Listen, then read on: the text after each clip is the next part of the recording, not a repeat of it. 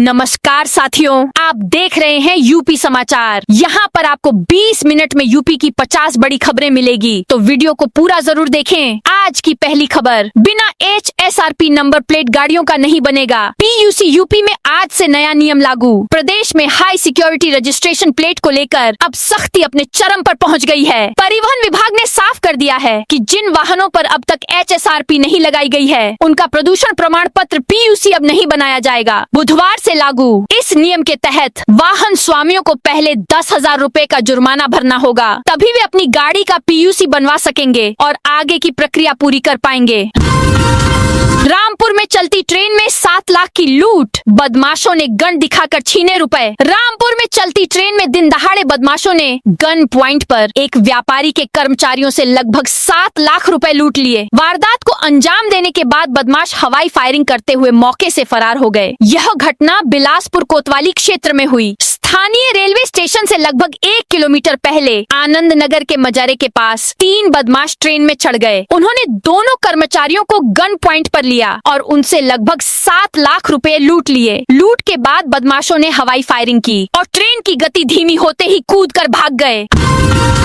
आगरा में फरसा लेकर 200 ब्राह्मण सड़क पर उतरे। आगरा के परशुराम चौक पर अंबेडकर जयंती पर नीला झंडा फहराने का मामला तूल पकड़ता जा रहा है। बुधवार को फरसा और भगवान परशुराम की तस्वीर लेकर ब्राह्मण समाज के 200 से अधिक लोगों ने विरोध प्रदर्शन किया। बड़ी संख्या में महिलाएं भी वहां पहुंची। पुलिस ने प्रदर्शनकारियों को हटाने की कोशिश की तो तीखी नोकझोंक हुई। छीना झपटी के दौरान परशुराम की तस्वीर टूट गई और कई प्रदर्शनकारियों के कपड़े भी फट गए। गुस्साए प्रदर्शनकारियों ने पुलिस प्रशासन मुर्दाबाद के नारे लगाए।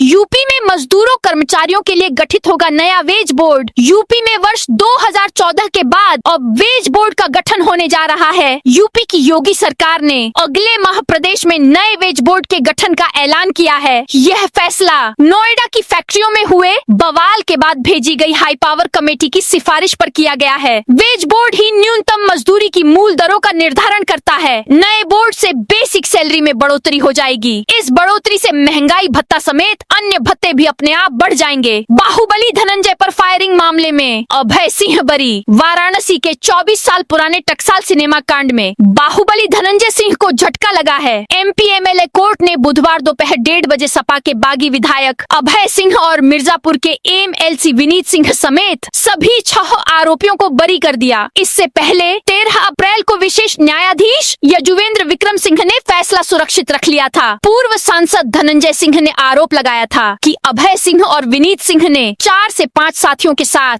उनके काफिले पर अंधाधुंध फायरिंग की थी। इसमें वह, उनके गनर और ड्राइवर घायल हो गए थे।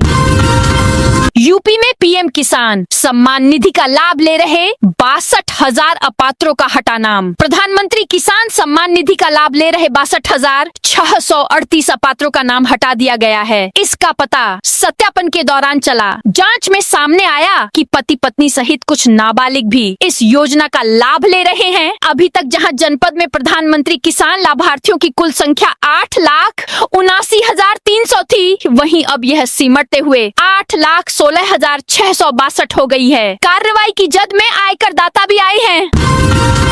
CM योगी ने सेंटर ऑफ एक्सीलेंस का उद्घाटन किया। गोरखपुर में CM योगी ने आज पूर्वांचल के पहले सेंटर ऑफ एक्सीलेंस का उद्घाटन किया। इस दौरान उन्होंने सेंटर का निरीक्षण भी किया। उनके साथ TCS एवं टाटा सन्स के चेयरमैन N चंद्रशेखर के साथ सांसद रवि किशन भी रहे। Maharana Pratap institute of technology में बना सेंटर ऑफ एक्सीलेंस का निर्माण टाटा कंसल्टेंसी सर्विस के सहयोग से किया गया है। उद्घाटन अवसर पर awareness for all training workshop का भी शुभारंभ होगा। इस वर्कशॉप में प्रतिभागियों की संख्या के लिहाज से विश्व कीर्तिमान रचने की भी तैयारी की गई है।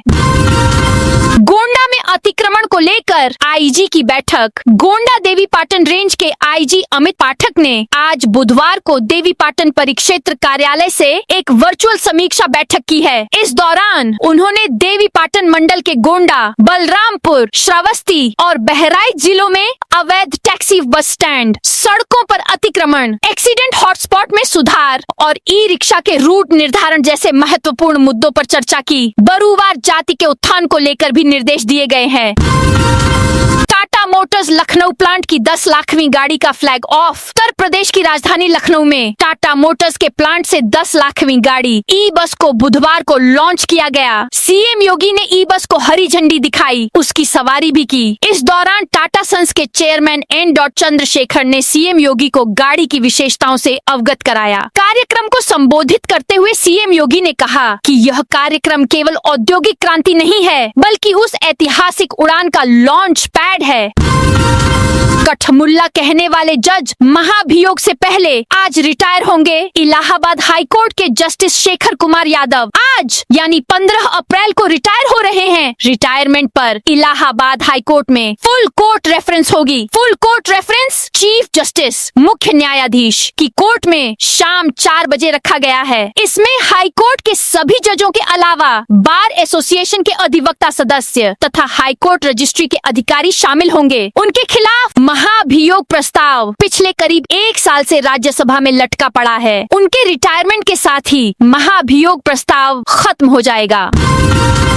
आशुतोष महाराज ने डिप्टी सीएम ब्रजेश पाठक को अपशब्द कहे। आशुतोष महाराज ने डिप्टी सीएम ब्रजेश पाठक को लेकर फेसबुक पर अपशब्द लिखे, साथ ही लखनऊ पुलिस से भी शिकायत की। आशुतोष महाराज ने ही शंकराचार्य पर बटुकों से यौन उत्पीड़न की FIR कराई थी। आशुतोष बुधवार को लखनऊ की हजरतगंज कोतवाली पहुंचे और ब्रजेश पाठक के खिलाफ शिकायत दी।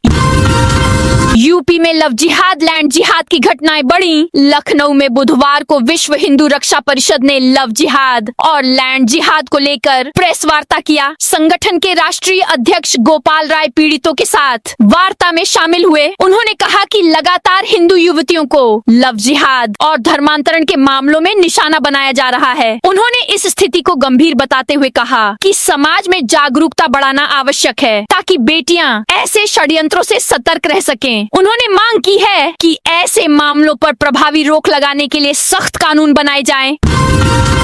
नोएडा में बिना लीडर कैसे भड़के फैक्ट्री कर्मचारी। यूपी के नोएडा में सैलरी बढ़ाने की मांग को लेकर पिछले 3 दिन से फैक्ट्री कर्मचारी प्रदर्शन कर रहे थे। सोमवार को प्रदर्शन हिंसक हो गया। आंदोलन कर रहे सैकड़ों कर्मचारी हाथ में डंडे लाठी लेकर सड़कों पर उतर आए। कर्मचारियों ने अलग अलग इलाकों में 350 से ज्यादा फैक्ट्रियों में पथराव और तोड़फोड़ की। 150 से ज्यादा गाड़ियां तोड़ी, 50 से ज्यादा फूंक दी। पुलिस की गाड़ियां पलट दी। पुलिस वालों पर पथराव किया। 30 लोग चोटिल हो गए। लखीमपुर में अंबेडकर मूर्ति टूटने पर बवाल। लखीमपुर खीरी जिले में अंबेडकर जयंती पर मंगलवार शाम बवाल हो गया। ग्रामीणों ने बिना परमिशन डॉक्टर भीमराव अंबेडकर की मूर्ति स्थापित कर दी, जिसका एक महिला ने विरोध किया। पुलिस ने मूर्ति हटवाने का प्रयास किया तो लोग भड़क गए। धक्का मुक्की और छीना झपट्टी में मूर्ति टूट गई। इस पर भीड़ ने मूर्ति हटवाने वाली महिला को पीट पीट कर अधमरा कर दिया। पुलिस ने महिला को भीड़ से निकालकर उसकी जान बचाई। इसके बाद लोगों ने रोड जाम कर दिया। आरोप है कि पुलिस ने भीड़ को हटाने के लिए लाठीचार्ज किया तो लोग भड़क उठे, पुलिस पर पथराव कर दिया। योगी टाटा की 10 लाखवीं गाड़ी में घूमे। लखनऊ में टाटा मोटर्स प्लांट में 10 लाख गाड़ियां बन चुकी हैं। बुधवार को सीएम योगी ने 10 लाखवीं गाड़ी ई बस को हरी झंडी दिखाई, उसमें बैठे भी। इस दौरान टाटा सन्स के चेयरमैन एन. चंद्रशेखरन ने उन्हें गाड़ी की खासियत बताई। सीएम ने कहा 10 लाखवें वाहन का उत्पादन सिर्फ एक औद्योगिक उपलब्धि नहीं, ऐतिहासिक उड़ान का लॉन्च पैड है। यह उस नए यूपी का प्रतीक है जो देश के सबसे अधिक जनसंख्या वाले राज्य को ग्लोबल मैन्युफैक्चरिंग हब के रूप में स्थापित करने की दिशा में तेजी से आगे बढ़ रहा। मैं विश्वास के साथ कहता हूं कि यह उड़ान रुकने वाली नहीं, बल्कि और अधिक ऊंचाइयां छुएगी। सहारनपुर में आंगनबाड़ी कार्यकर्ताओं का प्रदर्शन। सहारनपुर में अखिल भारतीय आंगनबाड़ी कर्मचारी महासभा के बैनर तले आंगनबाड़ी कार्यकर्ताओं ने अपनी विभिन्न समस्याओं को लेकर प्रदर्शन किया। बुधवार को जिलाध्यक्ष पूनम शर्मा के नेतृत्व में बड़ी संख्या में कार्यकर्ता डीएम कार्यालय पहुंची और प्रशासन के समक्ष अपनी शिकायतें रखी। कार्यकर्ताओं ने बताया कि महिला एवं बाल विकास विभाग द्वारा उनके प्रमाण पत्रों का सत्यापन कराया गया था। हालांकि विभागीय स्तर पर कई गंभीर त्रुटियां सामने आई हैं। कई कार्यकर्ताओं की उम्र रिकॉर्ड में वास्तविक से अधिक दर्ज कर दी गई, जिसके कारण उन्हें समय से पहले ही सेवानिवृत्त दिखा दिया गया। ई रिक्शा चालक ने युवक के सिर पर हथौड़ी मारी। बिजनौर शहर के मोहल्ला काजीपाड़ा स्थित मुस्लिम फंड चौराहे पर दो ई रिक्शा चालकों के बीच मामूली टक्कर के बाद विवाद हिंसक हो गया। इस दौरान एक ई रिक्शा चालक ने दूसरे के सिर पर हथौड़ी से वार कर दिया, जिससे वह गंभीर रूप से घायल हो गया। पुलिस ने आरोपी चालक को हिरासत में ले लिया है। अब घर बैठे लें वाराणसी में बार पटाखा लाइसेंस की एनओसी। वाराणसी में अब बार पटाखे सहित कई अन्य मामलों में एनओसी के लिए आम जनता को वीडीए वाराणसी डेवलपमेंट अथॉरिटी के कार्यालय के चक्कर नहीं लगाने पड़ेंगे। वीडीए ने इसके लिए ऑनलाइन सेवा का संचालन शुरू कर दिया है। कोई भी घर बैठे ऑनलाइन एनओसी का आवेदन कर उसे ऑनलाइन माध्यम से ही पा सकेगा। बरेली में अनन्या किचन को बुलडोजर से तोड़ा। मैंने पीएम मोदी से इंस्पायर होकर अनन्या किचन शुरू किया था, मगर नगर निगम की टीम ने मेरी अनुपस्थिति में मेरा किचन तोड़ दिया। निगम कर्मियों ने कहा कि अतिक्रमण था। मेरा स्टॉल बीच में लगा था, मेरा ही हटाया गया, जबकि अन्य स्टॉलों को नहीं हटाया गया। ये कहना है बरेली के सिविल लाइंस में जेल रोड पर किराए के कमरे में रहने वाली 24 वर्षीय अनन्या पांडे का। अनन्या ने करीब 6 महीने पहले अनन्या किचन नाम से फास्ट फूड का स्टॉल शुरू किया था। चौकी चौराहा स्थित बटलर प्लाजा के सामने लगने वाले इस स्टॉल के स्वाद के लोग दीवाने हो गए थे। अधिवक्ता विजेंद्र सिंह मौत मामले में मजिस्ट्रियल जांच के आदेश। देवरिया में अधिवक्ता विजेंद्र सिंह की संदिग्ध मौत के मामले में जिला प्रशासन ने मजिस्ट्रियल जांच के आदेश दिए हैं। जिलाधिकारी दिव्या मित्तल ने इस संबंध में निर्देश जारी किए हैं। अपर जिलाधिकारी प्रशासन प्रेम नारायण सिंह को इस संवेदनशील प्रकरण की जांच सौंपी गई है। उन्हें पूरे घटनाक्रम की गहनता से जांच कर रिपोर्ट प्रस्तुत करने के निर्देश दिए गए हैं। आगरा में अग्निवीर भर्ती रैली, 12 जिलों के 19,000 अभ्यर्थी शामिल। आगरा के एकलव्य स्पोर्ट्स स्टेडियम में बुधवार को रिक्रूटिंग जोन, उत्तर प्रदेश और उत्तराखंड के ADG major general Manish Kumar ने एकलव्य स्पोर्ट्स स्टेडियम में चल रही अग्निवीर भर्ती रैली का निरीक्षण किया। इस दौरान उन्होंने भर्ती प्रक्रिया और तैयारियों का जायजा लिया। निरीक्षण के दौरान एडीजी ने भर्ती स्थल पर मौजूद सुविधाओं का भी जायजा लिया और अधिकारियों को आवश्यक निर्देश दिए। इस अवसर पर सेना भर्ती कार्यालय आगरा के अधिकारी और कर्मचारी मौजूद रहे।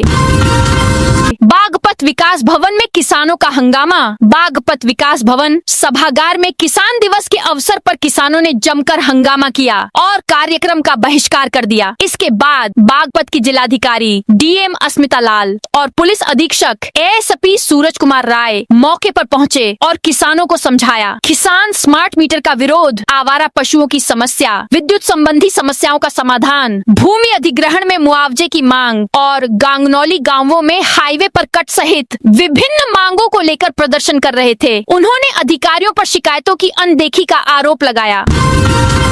मिर्जापुर में टोल प्लाजा हटाने की मांग पर अनशन जारी। मिर्जापुर जिला मुख्यालय स्थित कलेक्ट्रेट परिसर में कांग्रेस का धरना प्रदर्शन बुधवार को 9वें दिन भी जारी रहा। अपनी मांगों पर सुनवाई न होने से नाराज कांग्रेस कार्यकर्ताओं ने जिला अध्यक्ष डॉक्टर शिव कुमार सिंह पटेल के नेतृत्व में शुद्धि बुद्धि यज्ञ कर विरोध दर्ज कराया। अनशन स्थल पर बड़ी संख्या में कांग्रेस कार्यकर्ता जुटे और उन्होंने नारेबाजी करते हुए प्रशासन के खिलाफ आक्रोश व्यक्त किया। जिला अध्यक्ष डॉक्टर शिव कुमार सिंह पटेल ने कहा कि यह आंदोलन जनता के शोषण और दोहन के खिलाफ जनहित में चलाया जा रहा है, लेकिन जिले के जनप्रतिनिधियों ने अब तक इस मुद्दे पर ध्यान नहीं दिया है।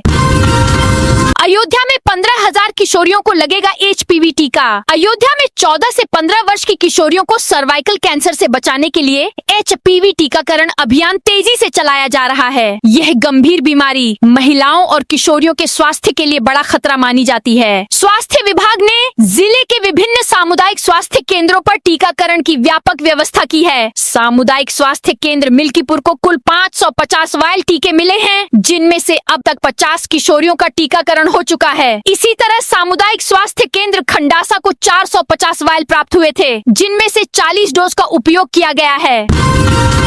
हाई टेंशन लाइन से निकली चिंगारी से 18 बीघा फसल जली। सीतापुर के पिसावा थाना क्षेत्र में बुधवार दोपहर 12 बजे के समारे हाई वोल्टेज बिजली लाइन से तार टूटकर गिरने से 3 अलग अलग जगहों पर आग लगने की घटनाओं से हड़कंप मच गया। इन घटनाओं में किसानों की कई बीघा गेहूं और गन्ने की फसल जलकर राख हो गई, जिससे भारी नुकसान हुआ है। उत्तर प्रदेश में फायर सेफ्टी वीक का शुभारंभ। 14 से 20 अप्रैल तक चलेगा जागरूकता अभियान। राष्ट्रीय अग्निशमन सेवा दिवस के अवसर पर उत्तर प्रदेश अग्निशमन एवं आपात सेवा द्वारा मंगलवार को बलिदानियों को श्रद्धांजलि देने के साथ ही विभिन्न कार्यक्रमों का आयोजन किया गया। इन आयोजनों के साथ ही 14 से 20 अप्रैल तक चलने वाले अग्नि सुरक्षा सप्ताह का शुभारंभ हुआ। मुख्यमंत्री योगी आदित्यनाथ तथा पुलिस महानिदेशक राजीव कृष्ण को महानिदेशक उत्तर प्रदेश अग्निशमन एवं आपात सेवा सुजीत कुमार पांडेय ने फ्लैग पिन लगाया। नोएडा में फैक्ट्री मालिक बोले श्रमिक हिंसा नहीं कर सकते। नोएडा में सैलरी बढ़ाने की मांग को लेकर सोमवार मंगलवार को हिंसा हुई। उपद्रवियों ने फैक्ट्रियों पर पथराव और तोड़फोड़ की। 80 से अधिक जगह पर उपद्रव हुआ। पुलिस ने हंगामा करने वालों के खिलाफ नोएडा के 7 थानों में FIR दर्ज कराई। कुछ सोशल मीडिया अकाउंट्स पर भी FIR दर्ज कराई है। पुलिस ने 4 महिलाओं समेत 396 लोगों को हिरासत में लिया। पुलिस के मुताबिक करीब 42,000 कर्मचारी प्रदर्शन में शामिल थे। अब सवाल यह उठता है कि यह हिंसा खुद श्रमिकों ने की या सुनियोजित साजिश थी। ज्ञानवापी मामले की हाईकोर्ट में सुनवाई होगी। इलाहाबाद हाईकोर्ट में बुधवार को वाराणसी स्थित ज्ञानवापी मामले की सुनवाई होगी। दोपहर 2 बजे हिंदू और मुस्लिम पक्षकार अदालत के सामने अपनी दलीलें पेश करने को मौजूद होंगे। इससे पहले ज्ञानवापी मामले की कई सुनवाई इलाहाबाद हाईकोर्ट में टल चुकी है। असल में मामले की सुनवाई सुप्रीम कोर्ट में भी चल रही है। ऐसे में इलाहाबाद हाईकोर्ट में लगातार सुनवाई टाल दी जाती है। कासगंज में देसी शराब ठेके पर महिलाओं का प्रदर्शन। कासगंज के कोतवाली सुन्नगढ़ी क्षेत्र के बस्तर मऊ गांव में देसी शराब के ठेके के खिलाफ महिलाओं ने प्रदर्शन किया। दर्जनों महिलाओं के विरोध प्रदर्शन से हड़कंप मच गया। महिलाओं का बढ़ता आक्रोश देखकर ठेका संचालक ठेका बंद कर मौके से फरार हो गया। सूचना मिलने पर भारी पुलिस बल मौके पर पहुंचा और स्थिति को नियंत्रित किया। यह घटना गाँव में शराब के ठेके से जुड़ी पुरानी शिकायतों के बाद सामने आई है। प्रदर्शन कर रही महिलाओं का आरोप है कि गांव के पुरुष और अन्य लोग ठेके पर बैठकर शराब पीते हैं।